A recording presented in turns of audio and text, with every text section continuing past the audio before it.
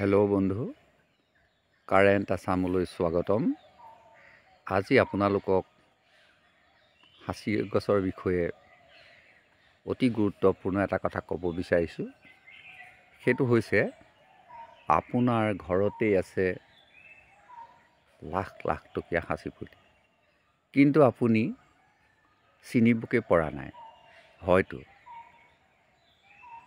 এডাল সাঁচি গছত যেতিয়া মাল নধৰে তেতিয়া আমি বহুত বিপদত পৰিছোঁ বুলি ভাবোঁ যে মোৰ সাঁচি গছজোপাত মাল নাই, বেপাৰীয়ে চাবলৈ আহি মোৰ সাঁচি গছজোপাত পইচা দিয়া নাই। এইটো এটা আমাৰ সমস্যা হৈ পৰে।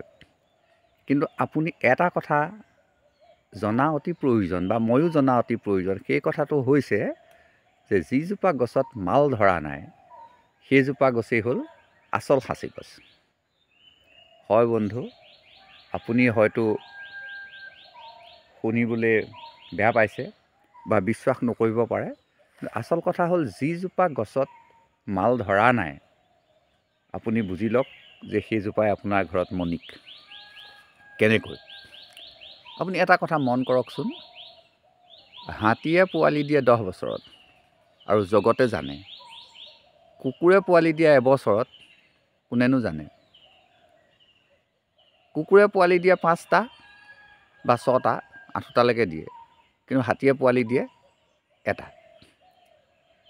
কোন বেছি গুৰুত্বপূৰ্ণ, হাতী নে কুকুৰ? ঠিক তেনেকৈ এজোপা সাঁচি গছত অসংখ্য ফুটা আছে, কিন্তু এজোপা সাঁচি গছত আপোনাৰ মাল নাই, ফুটা এটাও নাই। সেই বুলি আপুনি ভাবিব নেকি যে সেই গছজোপা বেয়া, সেই গছজোপা আধা মূলিকৈ বিকি দিম?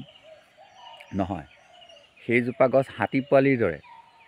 যেতিয়া সেই গছজোপা মই দেখাই থকা ডাঙৰ গছজোপাৰ মান হ'ব, তাৰ পিছত যদি এই গছজোপাত মাল ধৰে সেইজোপা গছেহে আপোনাক 5 লাখলৈকে টকা দিব।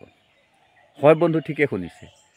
যদি মই দেখাই থকা গছজোপাৰ সমান আপোনাৰ গছডাল শকত হয় আৰু সেই গছডালত মাল নাই, কিন্তু এটা বা দুটা আগত ফুটি আছে, সেই গছডালে কিন্তু আপোনাক প্ৰচুৰ টকা দি যাব। সেইজোপাই আচল সাঁচি গছ। আৰু আপুনি সিমান ডাঙৰ কৰিবলৈকে যত্ন কৰক, সিমান ডাঙৰ হ'বলৈকে অপেক্ষা কৰক। সেইকাৰণে মই আপোনালোকক সদায় কৈ আছোঁ যে আপুনি 100জোপা সাঁচি গছ ৰুৱাতকৈ 10জোপা সাঁচি গছ ৰুৱক। আপুনি এনেকুৱা 10ডাল সাঁচি গছ ৰুই আপুনি ৰজাৰ দৰে বহি থাকক, আপোনাক পইচা হেঁচি দিবহি। আপোনাক পইচা লওক, পইচা লওক কৰি থাকিব। আচল কথা হ'ল কি, আমি 400, 500, 1000, 2000 ইমান পুলি ৰুই দিছোঁ, কিন্তু প্ৰতিপাল নাই। শেষত গোটেই পুলিখিনি লিংলাং হৈ পেলাইনি আপুনি অকণমান আঁতৰত দেখি আছেনে, লিংলাং হৈ আছে পুলিখিনি। কিন্তু এইকেইটা পুলি আপুনি মন কৰকচোন, এটা এটাকৈ আছে। এই পুলিকেইটা যেতিয়া এটা এটাকৈ আছে, এই পুলিকেইটা প্ৰচণ্ড ডাঙৰ হৈছে, আৰু এই পুলিকেইটাই আপোনাক দি দিব লাখ লাখ টকা। আপুনি সদায় সেইটোলৈ অপেক্ষা কৰক। সাঁচি পুলিটো গুৰিত আপুনি গোবৰ জাবৰ দিয়ক, কিন্তু নিদিলেও হয়। যদি আপুনি ঢাপৰ দাঁতিত অকণমান ভাল মাটিত, চেচুকীয়া নহ'ব লাগিব, বাঁহৰ গুৰিত নহ'ব লাগিব। আপুনি এই বাঁহজোপা আছে, বাঁহজোপাৰ গুৰিতে মই এটা সাঁচি পুলি, এইটো দেখিছে, বাঁহৰ মাজত সাঁচি পুলি এটা সোমাই আছে। সেই সাঁচি পুলিটোত বাৰু মই লাখ টকা কেনেকৈ পাম? চাওক, বাঁহৰ গুৰিত সাঁচি পুলিটো সোমাই আছে। এই পুলিটোৰ পৰা মই প্ৰচুৰ টকা বিচাৰিলে নাপাওঁ নহয়। বা খৰিয়া পুলি দেখিছেনে, বাঁহৰ গুৰিত হৈ আছে। এই পুলিকেইটাৰ পৰা মই বহুত টকা বিচাৰিলে নাপাম। আপোনাক বহুত যদি টকা হ'ব লাগিব, তেতিয়াহ'লে আপুনি বাঁহৰ পৰা আঁতৰত হ'ব লাগিব, পুলিটো বাঁহৰ পৰা আঁতৰত হ'ব লাগিব। এই পুলিকেইটা দেখিছেনে, এই পুলিকেইটা বাঁহৰ গুৰিতে ৰুই থোৱা আছে। এই পুলিকেইটাৰ পৰা মই লাখ টকা বিচাৰিলে নাপাম। ইয়াত যদি মাত্ৰ 4টা পুলি থাকে, সেইকেইটাৰ গুৰিত যদি মই প্ৰচুৰ সাৰ দিওঁ, গোবৰ দিওঁ, গৰুৰ মুত দিওঁ, ছাগলীৰ গোবৰ দিওঁ, কোনো ৰাসায়নিক সাৰ প্ৰয়োগ নকৰোঁ, মই আগতেই আপোনালোকক কৈছোঁ যে যদি ধৰা নাই মাল, তেতিয়া আপুনি অলপ যত্ন কৰিব পাৰে। মাল ধৰা গছৰ গুৰিৰ পৰা মাটি আনি আপুনি ভিজাই ৰাখক, গোবৰ দিয়ক, গোবৰৰ লগত ভিজাই ৰাখক, অনুজীৱবিলাক বৃদ্ধি কৰক, বেক্টেৰিয়াবিলাক বৃদ্ধি কৰি আনি আপোনাৰ সাঁচি গছজোপা গুৰিত দিয়ক, হৈ গ'ল, মাল আহি গ'ল। আপুনি গম নোপোৱাকৈ আপোনাৰ গছজোপাত লাহে লাহে মাল আহি গ'ল। আৰু যদি একোৱে কৰিব নোৱাৰোঁ, তেতিয়াহ'লে আমি একো কামতে আপোনাৰ অপয়াসে পইচা নাহে। আপুনি এনেই যদি পইচা বিচাৰে, এনেই ক'তোৱে পইচা নাহে। আপোনাক ভগৱানে কেতিয়াও নিদিয়ে। কৰ্মক বিশ্বাস কৰিব লাগিব, আপুনি কৰ্ম কৰিবই লাগিব, তেতিয়া আহিব। হেল্ল' বন্ধু, ভিডিঅ'টো বহুত দীঘলীয়া কৰি নাযাওঁ, বহুত ভিডিঅ' ইতিমধ্যে মই দি আছোঁ। আকৌ আপোনালোকক কৈছোঁ যে আপোনালোকে এইবাৰ মাৰ বান্ধক, মানে মন দৃঢ় কৰক, এইবাৰ সাঁচি পুলি কৰিম, এইবাৰ সাঁচি পুলি কৰিম। মই মোৰ সৰু সৰু ভিউৱাৰবিলাকক কৈছোঁ, সৰু সৰু বুলি এইকাৰণে কৈছোঁ, তোমালোকৰ বয়সবিলাক বহুত কম হৈ আছে, তোমালোকে আগ্ৰহ প্ৰকাশ কৰিছা, তোমালোকে পাৰিবা, তোমালোক সফল হ'বা, তোমালোকৰ এজ বহুত আছে। এতিয়াও যদি তোমালোকে সাঁচি পুলি 10টা সাঁচি পুলি ৰোৱা, তোমাৰ লাইফতে তুমি লাখ লাখ টকা পাবা। যিটো সময়ত তোমাৰ পইচাৰ অতি প্ৰয়োজন হ'ব, সেইটো সময়তে তোমাক এই সাঁচি গছে উপকাৰ সাধন কৰিব। কাৰণ সাঁচি গছ হ'ল দৈবিক গছ।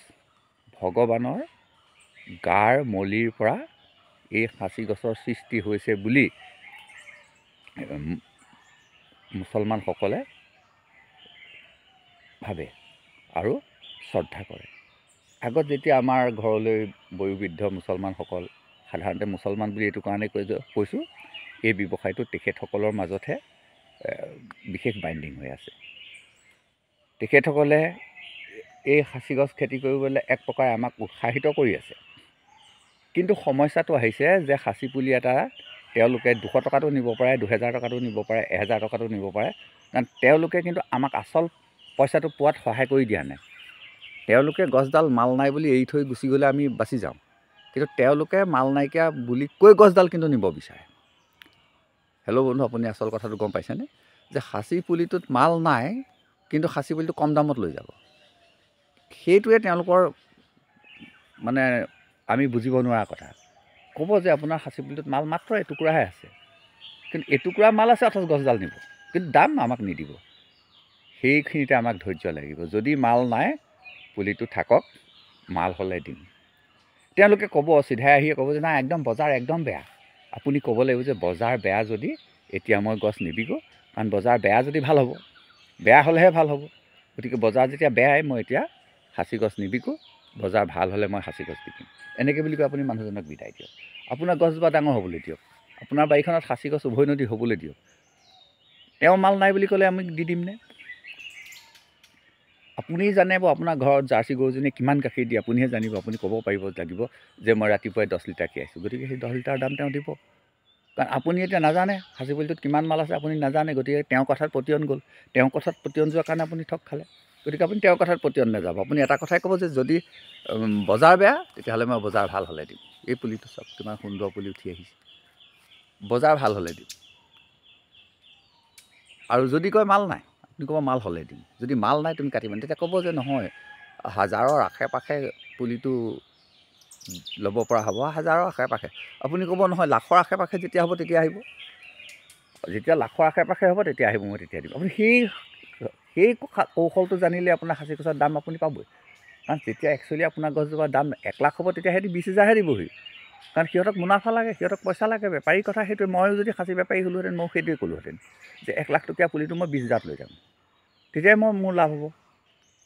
গতিকে হেল্ল' বন্ধু, আজি এইকেইটা বৰ গুৰুত্বপূৰ্ণ কথা কৈ আছোঁ আপোনালোকক, যে মাল নাইকিয়া গছজোপাহে প্ৰকৃত সাঁচি গছ। আপুনি ইমান ডাঙৰ কৰি দিয়ক, ইমান ডাঙৰ কৰাৰ পিছত আপোনাৰ মাল আছে নে মাল নাই, আপোনাৰ সেইটো কথা চিন্তা কৰিবলৈ দৰকাৰ নাই। এইটো পুলি, এনেকুৱা পুলি এটা কৰিবলৈ আপোনাৰ ভাগ্য লাগিব। কেইটা আছে গোটেই অসমখনত? এনেকুৱা পুলি কেইটা আছে? আছে, কিন্তু মোৰ এৰিয়াটোতে এনেকুৱা আছে পুলি। কাৰ আছে? যাৰ একেবাৰে অভাৱ, তেওঁলোকৰ ঘৰতে আছে। যাৰ একোৱেই নাই, তেওঁৰ ঘৰতেই কিন্তু এনেকুৱা পুলি আছে। কাৰণ তেওঁ সেইটোকে নিজৰ পুত্ৰ সম ভাবি সেই পুলিটো নষ্ট হ'বলৈ দিয়া নাই, সেইটো বিকা নাই, ধৰি আছে, আমাৰ ঘৰতে আছে, ওচৰ চুবুৰীয়াতে আছে। গতিকে আপুনিও ৰাখক। সেই পুলিটো দেখিছেনে? সেই পুলিটো আঁতৰত যে দেখি আছে, সেইটো এটা প্ৰচুৰ টকা পাব, কিন্তু নিবিকে। সেইটোত যদি এতিয়া কোনোবাই আহি 10,000 দিয়েহি, তেওঁ ক'ব নাই, এইটো নাই, মাল নাই। মালিকহে কয় মাল নাই। ময়ো কওঁ, মোৰ ঘৰত যেতিয়া মাল চাবলৈ আহে, মই নিৰ্দিষ্টকৈ দেখুৱাই দিওঁ যে এইডালহে বিকোঁ। তেওঁ কৈ ইফালে চাওঁ, না সেইফালে চাব নালাগে, কাৰণ মই যিডাল বিক্ৰী কৰিম সেইডালহে দেখুৱাম। মোৰ ঘৰত 10জনী ছাগলী আছে, মই গোটেইকেইজনী চাবলৈ দিম নেকি? যিজনী বিকিম সেইজনীহে মই দেখুৱাম, বাকীখিনি মই নেদেখুৱাওঁ। বা গাই গৰু আছে মোৰ ঘৰত, যিজনী বিকিম সেইজনীহে দেখুৱাম, বাকীখিনি মই নেদেখুৱাওঁ। আপুনি তেনেকৈ সাঁচি বাৰীখনত সোমাবলৈকে নিদিব। আপুনি কেতিয়া বিকিব? যেতিয়া গছজোপা বোলে মৰি যাব। গছজোপা এতিয়া মৰি যাব বুলি আপুনি গম পাইছে, আপুনি সেই সময়ত গছডাল দেখুৱাওক। আপুনি সেইজোপা গছ আপুনি 10,000 দি দিয়ক, কোনো কথা নাই। কিন্তু যিডাল গছ আপোনাৰ হৃষ্ট পুষ্ট হৈ বলিষ্ঠ হৈ আছে, সেই গছডাল আপুনি কেলৈ বিকিব? হেল্ল' বন্ধু, বেছি দীঘলীয়া নকৰোঁ, আজিৰ ভিডিঅ'টো ইমানতে সমাপ্ত কৰিছোঁ। ভাল লাগিলে লাইক কৰিব, কমেণ্ট কৰিব, শ্বেয়াৰ কৰিব। ধন্যবাদ।